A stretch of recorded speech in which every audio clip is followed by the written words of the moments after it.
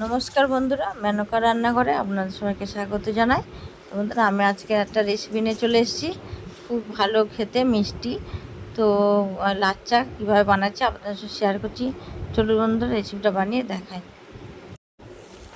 তো কি লাগছে দেখুন, এখানে লাচ্ছা নিয়ে নিয়েছি, খুব সরু সরু, এটা একদম এখানে আমি কিনে নিয়ে এসেছি। তো দেখুন সরু সরু এটা। তো এখানে প্রথমে আমি 1/2 লিটার দুধ দিয়ে দিচ্ছি। দুধটা ভালো করে ফুটিয়ে নেবো এটাকে। এত সুন্দর মিষ্টিটা এটা খেতে হয়েছে, দুর্দান্ত লেগেছে খেতে। আপনারা অবশ্যই বাড়িতে বানিয়ে দেখবেন, অনেকে বানায়, তা আমি আমার মতন করে বানিয়েছি।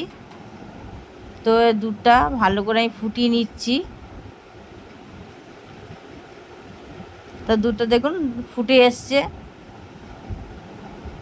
অনেকটা ঘন হয়ে গেছে।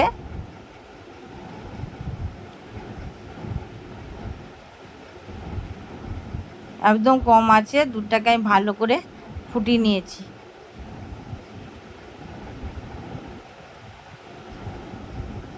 এবার ওর মধ্যে দিয়ে দেবো চিনি,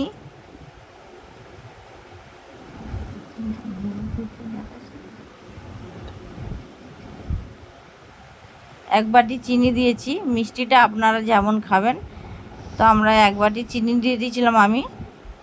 এর মধ্যে এবার গুঁড়ো দুধ দিয়ে দিচ্ছি 1 প্যাকেট, দিয়ে ভালো করে গুলে নেব। গুঁড়ো দুধটা দিলে কি হবে, ঘন হবে, টেস্টও ভালো হবে। তার জন্যে আমি 1 প্যাকেট গুঁড়ো দুধ দিয়ে দিয়েছি, দিয়ে ভালো করে ফুটিয়ে নিচ্ছি। দুধটা ঘন ঘন নাড়তে হবে এইভাবে, নালে তলায় ধরে যাবে। আবার যেহেতু গুঁড়ো দুধ দেওয়া আছে, তার জন্য এমনি ঘন ঘন নাড়তে হবে। তো দেখেন দুধ ফুটে গেছে, আর বেশি ঘন করব না। তো এবার এর মধ্যে আমি গরম মশলা দিয়ে দিলাম, এলাচ, লবঙ্গ, দারচিনি দিয়ে দিচ্ছি একটু সেন্টের জন্যে, যাতে সেন্ট হয়, খেতেও ভালো লাগে যাতে, তার জন্য দিয়ে ভালো করে আবার একটু ফুটিয়ে নিচ্ছি।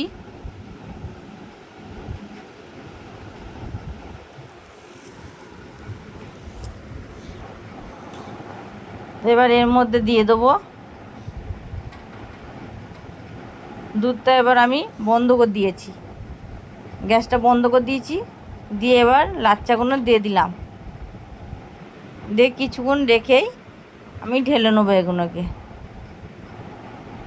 এর মধ্যে এবার কাজু কিশমিশ দিয়ে দেবো একটুখানি ফুটিয়ে আমি বন্ধ করে দেবো গ্যাসটা। দেওয়ার সময় গ্যাসটা কমিয়ে দিয়েছিলাম।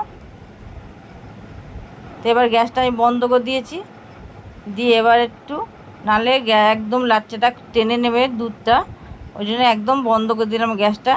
দিয়ে কিছুক্ষণ রেখেই আমি এটাকে ঢেলে নেব। তো বন্ধুরা, কেমন হয়েছে আবার কমেন্টে অবশ্যই জানিয়ে দেন বন্ধুরা। দেখুন খুব সুন্দর হয়েছে দেখতে, আর দুধটা টেনে নিচে। তো কেমন হয়েছে একটা কমেন্টে জানিয়ে দেবেন, একটা লাইক করে দেবেন, আর অনেক শেয়ার করুন বন্ধুরা। দয়া করে একটা সাবস্ক্রাইব করে দেবেন, যাতে আরও নতুন নতুন রেসিপি আপনাদের সঙ্গে শেয়ার করতে পারি। তো এখনো মতন আবার এলাম, নমস্কার।